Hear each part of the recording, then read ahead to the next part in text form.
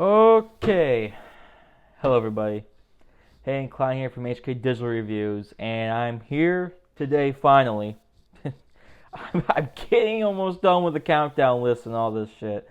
I'm getting there, but I'm finally here with the top 20 songs of 2019. The top 20 songs that I found myself listening to the most, enjoying the most, just I just think we're the best ones, the best songs I heard last year. Really, I mean, it's is it that hard of a concept? It's the best damn ones, you know. But before I get in the list, real quick, I know I've been slipping behind in this shit. I still have the top 20 albums, which I will be doing soon. I want to try to get recorded a couple days from now. Today being the 28th, I want to try at least get it done, and hopefully have it out by the 31st before we get into February. I'm still doing this shit, so. And then what I plan on doing for a video at the beginning of February is doing a rundown of my favorite and least favorite music I heard from January. Because, yeah, I didn't do any reviews of new music yet this year. But it's coming. But we have other things to do here first, such as this, the top 20 songs of the year. I decided, though, that I need to do some honorable mentions of songs that I liked a lot that just missed this list, or I think deserve some credit and deserve to be talked about just a little bit more. So I guess let's just start with that. So the first honorable mention I have, of course, is Post Malone, "Take What You Want From Me," featuring Ozzy Osbourne. This was a duo I did not expect to come together at all to make any music, but they did, and I didn't expect it to be really all that good. Again, two very different scopes of music, but yeah, they absolutely nailed it with this track. It was a fantastic track. I liked everything about it. Post Malone's singing, his vocals just sounded amazing on this. Ozzy Osbourne's feature is fantastic. It's one of my favorite features I've heard last year. I didn't expect him to sound that great on this track, but my God, he sounded awesome on it. So it's a good one. Next one, we have Brockhampton, "If You Pray Right." It's a very kind of funny sounding kind of song, really. Like the background, the production is interesting. You got a horn that's kind of has like a funny-ish kind of beat to it. It's just kind of like, it is kind of funny. The song does sound kind of funny, but I do love how everybody sounds on this. Everybody's killing it. You know, I love Kane Abstract's hook that he has in it. It's really nice. And I don't know, there's just Don kills it in his verse. Matt Champion kicks ass. I mean, everybody does a great job on this track. Really good job. Next, we have Lil Nas X, "Old Town Road." I mean, how can you not give this guy a mention? He literally broke a record with this song on Billboard that I didn't think ever would be broken. And it's a great track. I don't care what anybody says. They might be tired of it. Too bad, I guess. I love it. I think it's a great track. And I don't know if I really need to say too much about it at this point. You guys have heard it. You don't need me to describe it. So, yeah. I'll just move on to the next one. I mean, and this is another song that I'm pretty sure you've heard enough this year. But I don't care. I'm going to tell you anyways. Billie Eilish, "Bad Guy." Pretty straightforward beat. It still sounds great. I love the production. The vocal effects on her voice are great too. And it was extremely popular for a good part of 2019, so I just had to give it a shout out. It's a good song. It really is. I also think I'd be lying to myself if I didn't mention this next track for honorable mention, but I do have to mention I have to mention this, and this is his stage name, I swear to fucking God. I'm not being a racist or anything, but Wetback Manny, "Fuck Ice 2" is a banger of a track. It's tongue-in-cheek, it's pretty, it's got some funny moments to it. The video, I think, is entertaining as hell as well. It's kind of a goofy song, but at the same time, the beat on it is hard-hitting. It hits actually really hard. It's his vocals are actually really refreshing to hear in the rap scene. Like, he definitely brings something that most rappers just don't bring, and I have to give it to him. He sounds great on this track. He really does. And I don't know. I've listened to his EP too, and that actually sounds pretty good as well. So I'm liking this artist, and I like this song too. Fuck Ice too, man. It's a good one. A couple more honorable mentions. We have Korn, "You'll Never Find Me." New metal legends are back. The album I didn't care for that much, to be honest with you, and I'm kind of growing onto it, but it didn't grow on me that much. This song, though, I still like a lot, especially for the bridge. The bridge is just awesome. I love the breakdown part. Just so good. And then I'm going to just end the honorable mentions list off with another new metal favorite, Slipknot, with the song Nero Forte. A song that wasn't one of my favorites when I first listened to the album, but I don't know. There's just something about the riffs on that thing that just, they're beautiful. I love them. They hit hard.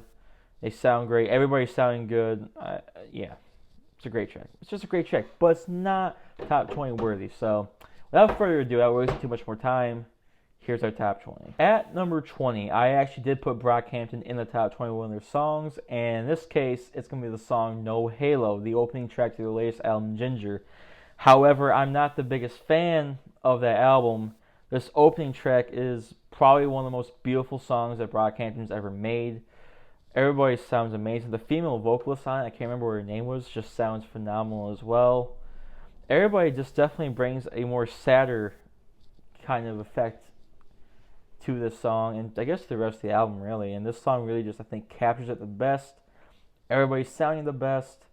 The beat and production to this thing is fantastic too. It's just such a great, sweet, beautiful song. It's one that I think people will have a hard time disliking. And I think it kind of shows these guys really starting to kind of break into the boy band like stereotype that they've been kind of presenting to themselves. You know, they've been calling themselves the America's favorite boy band. Now they're actually starting to kind of really sound more like it. And this song, I think, just does it phenomenally. Number 19 on this list, we have Quelle Chris with Obamacare, a track whose beat hits absolutely hard. It is such a great beat. My God, when I first heard this, I was just off the walls, man. I love the beat on this thing so much. And Quelle Chris brings a very nice, smooth, kind of like laid back flow to it. He's not trying to do anything fast or anything like that. And it works out well. The lyrics have a little bit of a funniness to it. And the lyrics are all just great. It's just an overall fantastic track. Quelle Chris bringing the bangers onto this list at number 19. At number 18, we have one of my favorite bands after 13 years making a comeback with their latest album, Fear Inoculum. Yeah, it's Tool with the finale of that album, Tempest, or Seven Empest, or whatever you want to call it. Either way, it's Tool, and it's the song Tempest. I call it Tempest. But yeah, this is one of the heaviest songs they've written to date. 15 minutes too, and they never hold back. It's just straight on through aggressiveness, hard-hitting guitars, fantastic drumming. It's a great ass track, man. It just really is. It's everything as a Tool fan that I could have wanted to finish off a Tool record, really. I don't know what else to say. It's Tool being heavy, being hard-hitting. You can't go wrong with that, man. You really can't. Number 17 on this list, we do have Lana Del Rey, who really pulled together this year, had a lot of great music come out, and the best, in my opinion, that she released was Mariner's Apartment Complex, which was the second track off her latest record. I don't know really what to say about this track, except Lana's just singing at her best here. The beat that she's singing over is lovely. It's soft, but everything just mixed together so well. And she just really is just doing some of the best stuff she's ever done here on this. Her lyrics are great too. You can tell they've matured a bit, but not too mature, if you know what I mean. It's just perfect. Lana Del Rey is at a point right now where she is making the best music that she's ever made. And Mariner's Apartment Complex may just be her best song that she's made. I'm just, again, love this track so much. Number 16, though, we have a jazz fusion song that I just get floored by every time I listen to it, because it's just so damn good. Oh, it's just so damn good. And that is the Comet is Coming track, Blood of the Past. Holy shit, what a track. This is what it sounds like when you combine jazz and stoner metal, essentially, and God, does it sound good together. Holy fuck, does it sound good together. The bass on this thing just grinds so hard, man. It sounds like it came from a Caius record. like one of those stoner metal bands from back in the day, stoner rock groups, whose the bass strings sound like they're coming off the guitars. This is what it sounds like. It's just so awesome, and the horns on this thing match so well. They act like as if like they're the guitars instead of like a stoner metal band having guitars. They have horns. It's basically what it sounds like. And goddamn, am I for it? It is so good. And this record too that came from is really good too. I may just be talking about that later on at some point. You never know. Number 15, we have Playthatboizay with Poison Clan featuring Denzel, Curry, and Anonymuz. And goddamn, is this such a great dark banger. Holy shit, I love this track so much. The beat and production is intimidating as hell. The bass on this thing, holy hell. The hook too it's just sinister. I just love it. The way the vocal effects are on that hook, and it just goes eeny, meeny, miny, mo, pick your poison or your drug over and over. It's just like, holy shit.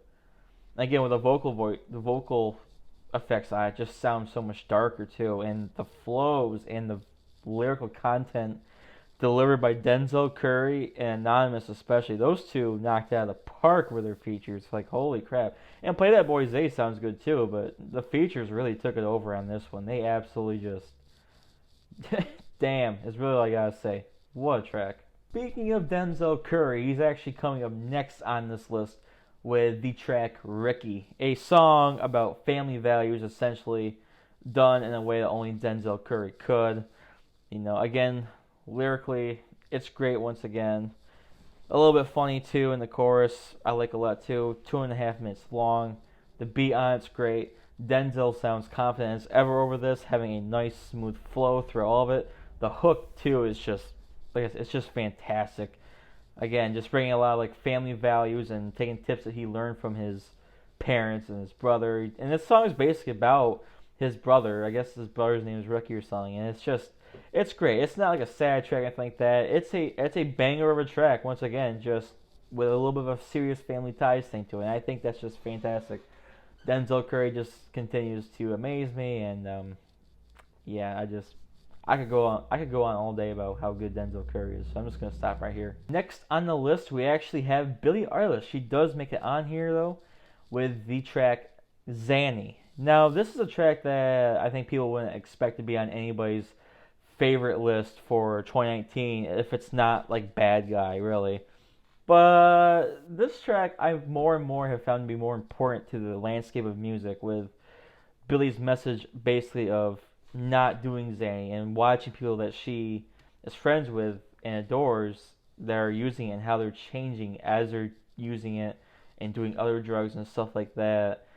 And I think it's important because it really makes you think, really, like, it's starting to, like, just looking at your friends and stuff, looking at what they do and how it really could be affecting them negatively. And this is kind of like almost like an observation by Billie about that. Plus, I love how the instrumentation is pretty, like, I guess you'd say, simple. There's not exactly a lot going on, but I love when it starts getting towards the hook of the song. I absolutely love the production that Phineas does on the song and the entire record, to be honest with you. Just how the bass is really heavy in parts of it too. I love how like the bass even will make like Billie's voice kind of like reverberate a little bit. It's really interesting. And I just love the very simple, smooth beat to it. Her vocals are fantastic too. I mean, she kills it with this song. Absolutely kills it with this song. And the message to me is extremely important to modern day artists. And hopefully more music like this will get some more shine, and maybe the Xanax problem that we've had with artists lately will hopefully start coming to an end. Next on this list is the absolutely loud, and I do mean loud, with fucking exclamation points flying by it at the end of the word. That is the song Blow to the Head by Lightning Bolt. Holy shit, is this song loud as hell. And you don't notice it at first until the guitars in it just start wailing. Like holy shit. And I haven't listened to much of Lightning Bolt's discography. And the album, I did listen to the album the song is from, and I thought it was okay. But this song just stuck with me. At first, I was like, man, this is really annoying. But I kept coming back to it. and coming back to it, and I absolutely just adore this song so much. This song is just great. I'm still not the biggest fan of the rest of the record, but this song, oh, I love it. The drumming is just insane on this thing. The entire song, drumming's insane. The guitar is loud as hell. Oh, actually, no, I gotta like stand corrected. This isn't a guitar. It's a freaking bass guitar that's loud as hell. I don't know how the hell he does it. This two-man group that this is, it's just phenomenal. The stuff they come up with and the sounds they come up with are great. Like I said, it's a it's a headache to listen to, but god damn is it worth it. The song is fantastic. I love it. And it does sound like a blow to the head. This is basically what I think all music would sound like after you took two sledgehammer shots to the head or something. I think it's what music would start to sound like. Number 11, we have the wildly experimental yet somehow catchy, oddly catchy song from Shoo Shoo, Pumpkin Attack on Mommy and Daddy. A batshit crazy song, to say the least. I mean, it's an experimental group doing some experimental things, no doubt about that. But they almost have like a catchy, almost like dance beat that's kind of like going on with it. It's kind of like almost sinister in a way, with these random samplings of of fucking of words. This I don't even know how. I've been trying to explain it. I don't know if I can even explain it. To be honest with you, the only way to explain this song is if I just sent you the link to it in the description or something, because it's just so odd and so complex, but yet so damn good. It's just I don't know. It's just imagine. I guess this is how it is. Just imagine like if you took a slightly groovy beat that like dance artists or dance hall music artists would make, and imagine two absolutely insane people take that beat and somehow combine it with a bunch of random instruments and uses of electronic music to make it something 500 times more grand than any dancehall song could ever be. Let's just leave it at that. Top 10. Top 10. Here we are. Oh, the best of the best. These 10 songs I listened to so much. Oh my god, so much over 2019. Listened to so much. I just absolutely loved them. They stuck with me so well. They're absolutely phenomenal pieces of music. I mean, I don't know what else to say, to be honest with you, except let's just get to it with, alright, number 10, Dinosaur Pileup, Backfoot. Oh, this is such a great, straightforward rock track right here, man. God, I just love this track so much. I really do. And I'm not too sure what it's about, but the riff to it it's just so like satisfying. I absolutely love it. The song is a little bit funny. It's just, and the song is just basically about, try and move forward in life, thinking you can be something bigger, but you're kind of stuck where you are. Every time you think you're trying to move forward, you're just really on the back foot. You're not really getting much of anywhere. And in a way, I kind of relate to that, sadly. But I don't know. I absolutely love the singing on this. I love the instrumentation on this as well. The chorus is awesome, and just how it explodes.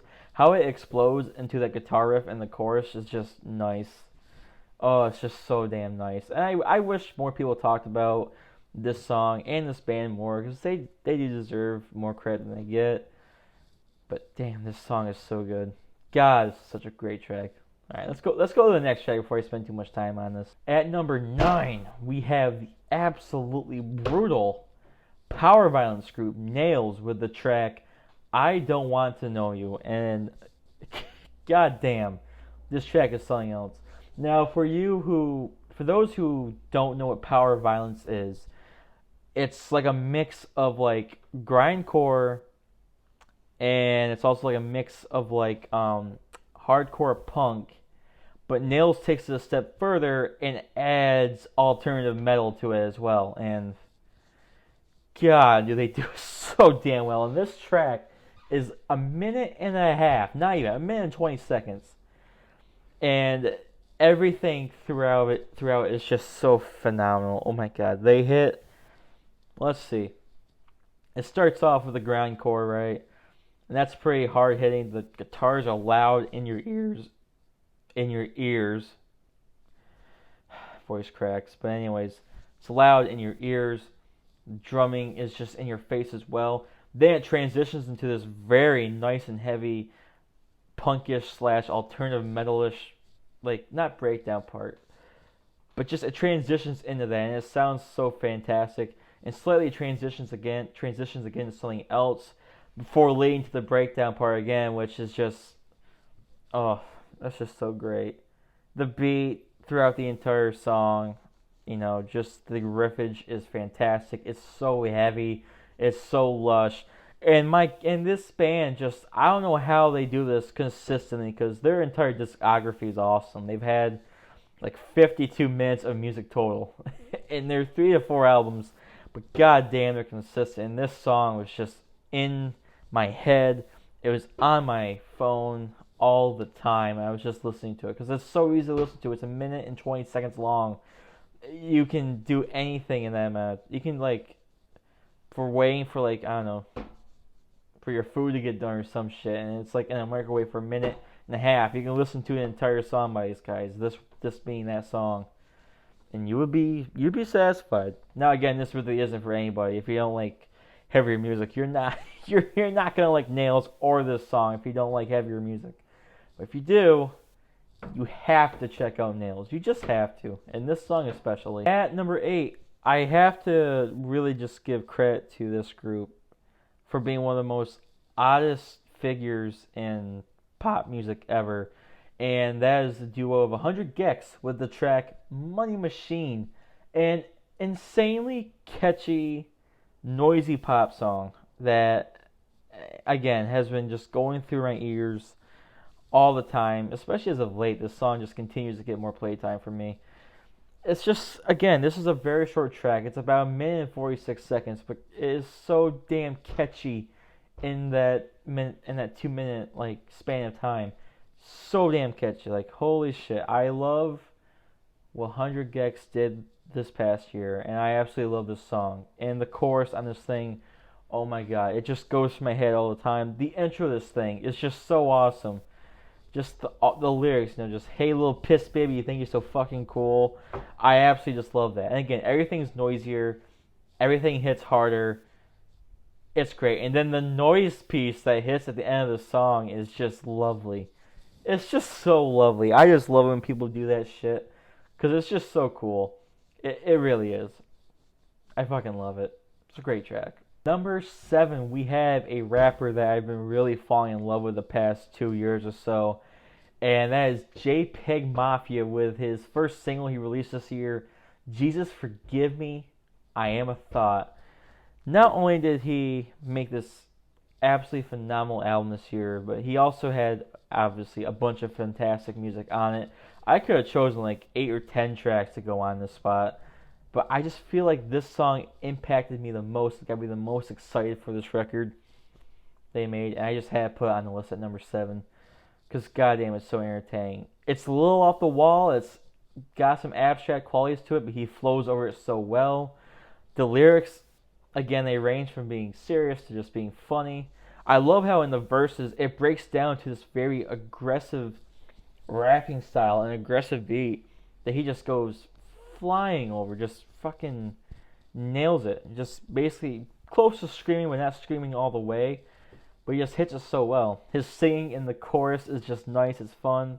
I love the auto-tune that's put on his voice too towards the end of that chorus. It's just, oh, it's such a fun song. It's just such a fun fucking song to listen to. And Jpegmafia just killed it with this track, man.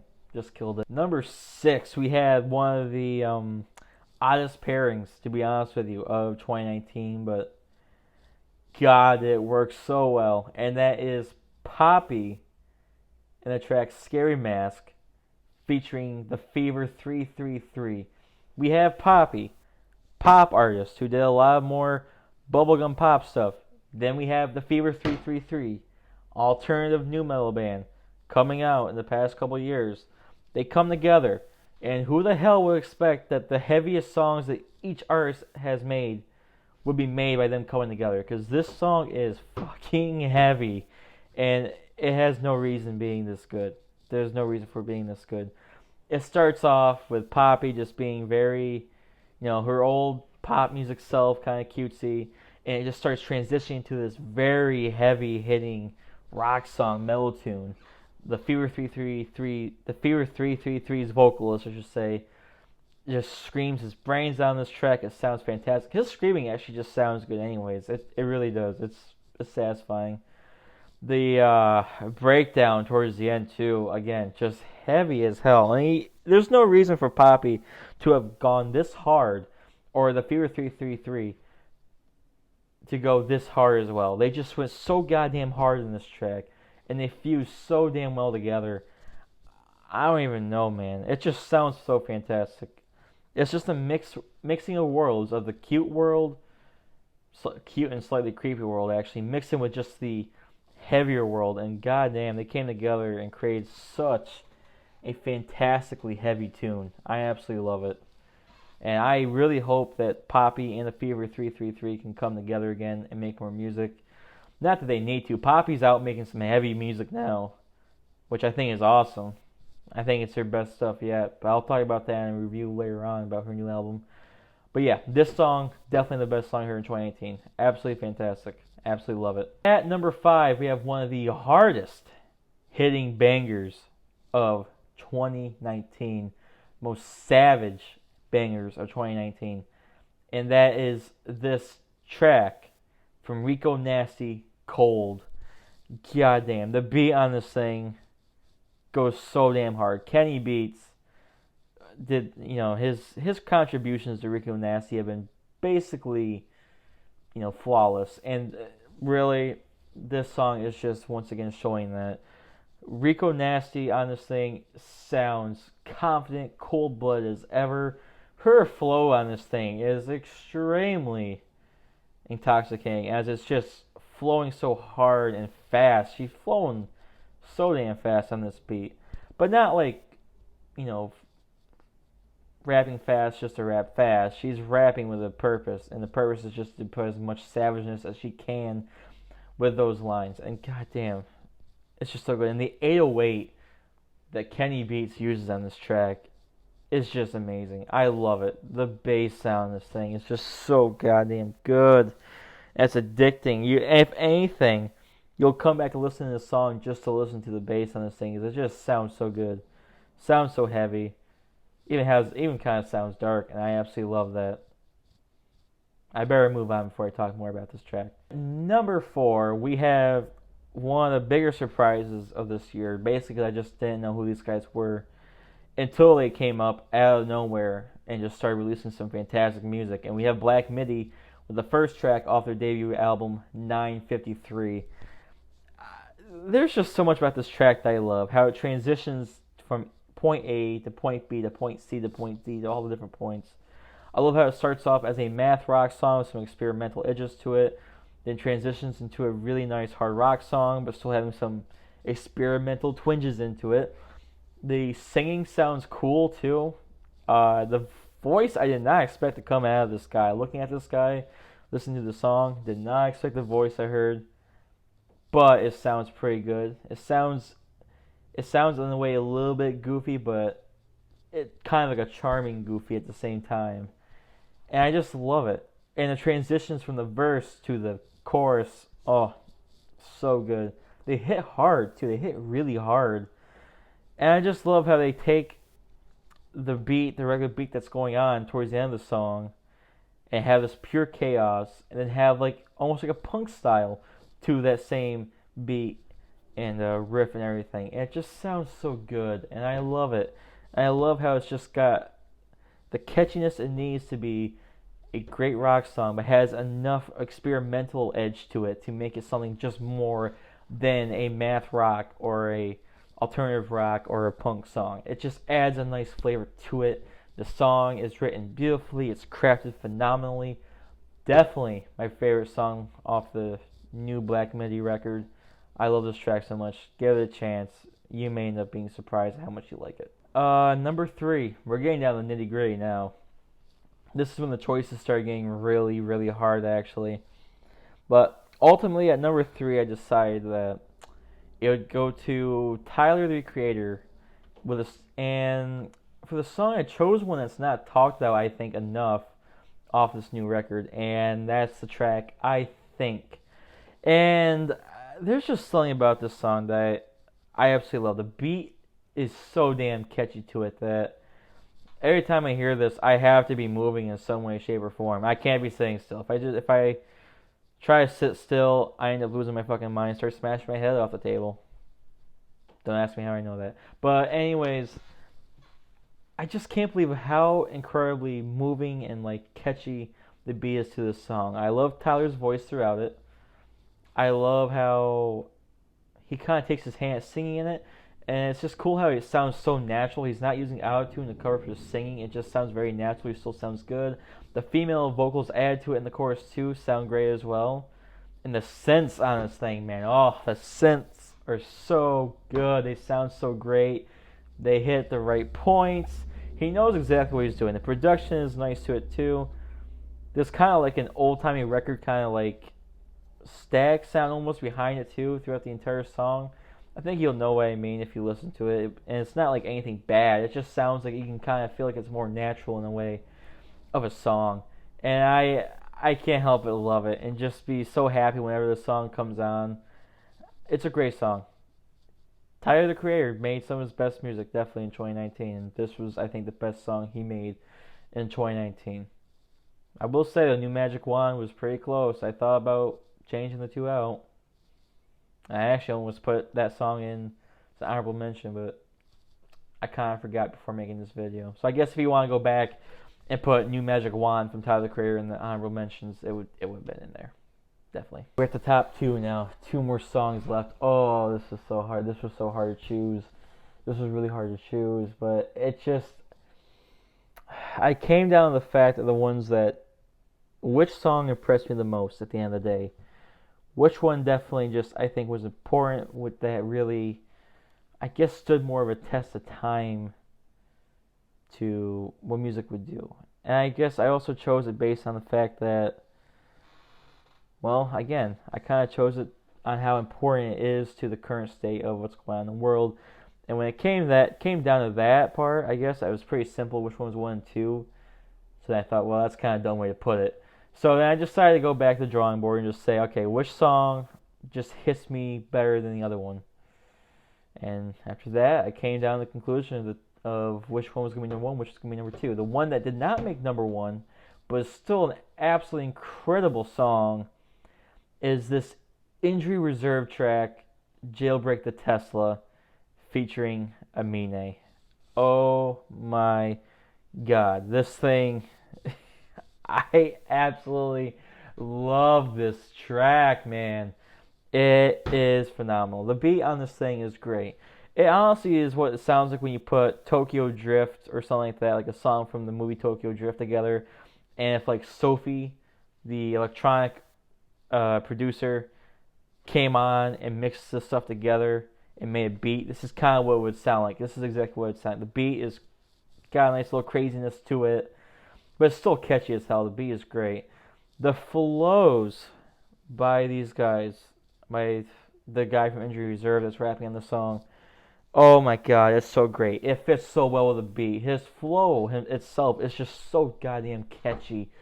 Oh my god. You can't help, you're not even really moving to the beat anymore. You're really just moving to this man's flow. The man's flow has just like almost become the beat. And it just sounds so good. Oh my god. And just the wild sounds that come out in the chorus or after the hook is fantastic too. And I just love what the song's about. It's literally about taking a Tesla car, jailbreak hacking it so that it would start doing burnouts and stuff by itself without people like controlling it. I just think that's such a cool idea for a song. I really do. That's just so cool. And Amine on this thing comes in with some freaking great bars and just a flow that I didn't expect from him. I didn't expect a flow from him to sound that good. But damn, did he kick it up to 11 on this song. And some of them, too, are just funny, too. I like some of the lines on it. The one about the Tesla car's engine was great towards the end of his verse. I love it. This song is just so damn good. I love everything about it. There's not a single thing about this track I would change. Maybe make it another minute longer just to hear one more verse from either Amine or the guys from Injury Reserve. Either or, because it's just so good. I love it. But it's not number one. No, the number one spot is saved for a different rap song. It was a rap song. And it's a song that I think, when it comes to political hip hop or political music in general, it's hard to do it without sounding cringy these days. Anymore these days, you listen to a lot of like political music that's just like, yeah, fuck Donald Trump or any of that stuff without having any really big meaning to it. Well, this song is a whole different animal. This song has a lot of meaning to it. And with the extremely great use of lyrics and civil rights leaders and using their names in such great ways in their quotes, I had to give the number one spot to the amazing, fantastic track from Clipping, Blood of the Fang. I had to do it because this song, oh my god, it is intimidating as fuck.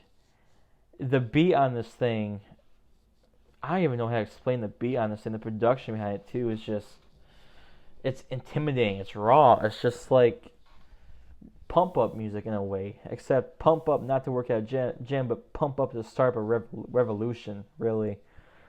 And the lyrics on this thing are basically about putting a violent end to white supremacy. But again, it's not done in a way that's like, this is ridiculous, corny. It's actually done in a way it's like that's something to think about and all this kind of stuff. Like, goddamn, it's a fantastic track talking about African American problems in America, essentially. And the lyrics throughout are phenomenal. And Daveed Diggs of this group has always written absolutely fantastic lyrics. So it was no surprise that when he makes some political hip hop tracks as well to go with under the Clipping name, that it's going to be pure genius. And that's what it is. Go look at the lyrics yourself. Listen to the song too. Another thing about this track, Daveed Diggs rapping throughout this, it changes with each verse. Each verse he does 3 verses. All of them are unique in their own way, and he sounds so damn smooth through all of them. In the last verse, oh my god, this man is sending words flying at you at 200 miles per hour. But again, there's so much purpose and so much significance by what he's saying, and the fact that he's just spitting it out as fast as he is and as smoothly as he is too. And just some lines that, as a white person myself, just hit me. I'm just like, oh man, oh, you got us there with that one. Yep, there's that. I just kind of almost feel guilty in a sense. I mean, not really, but it's incredible, like the impact that some of these lyrics just had when you listen to it, and how he's just delivering it, and how the beat is to it, and it's just, oh my god. It's just so good. Everything Daveed did in this track, the production by the 2 producers that basically make all the music for Clipping. I mean, it is Daveed Diggs and 2 other people who make the beats and stuff. They once again just did a fantastic job. I don't even know what else to say about this track, except when it comes to political hip hop, this is, if you're gonna make a point, this is how you do it. This is how you write political hip hop tracks. You bring things together. You bring a lot of connections together as well. You don't just say stupid shit like, again, just saying fuck Donald Trump or something, or Republicans are assholes, or Democrats or shit lords, whoever the fuck you would say. Don't do that. You're not gonna get anywhere. You look like a damn fool. This is how you do it. Clipping, Blood of the Fang, because of the fantastic writing, the fantastic flows, and the fantastic beat, takes my number one song of 2019 spot. And there you have it. That is it. That was the top 20 tracks of 2019. Not singles or anything, but songs from all the albums I listened to and EPs and whatnot. These were the 20 that stuck out to me the most. I absolutely adore all these tracks. I highly recommend you check them all out. There's a nice variety of them on here. Although looking at it now, I kind of realized I do have a decent amount of rap on here. But it was a good year for rap. There was a lot of great rap tracks and albums that were released. And there was a lot of great music on all of it. And it's been a good year. But thankfully, I'm getting this video done with. I'll be moving on to the albums hopefully in a few days. Again, today being January 28th. But anyways, thank you all so much for watching. If you liked what you saw, like, comment, subscribe. What are your top 20 songs of 2019? I guarantee they'll probably be different from what I put down, but that's fine. You know, we all got our opinions, but these were my top 20. And yeah, once again, thank you all so much for watching, and have a nice day.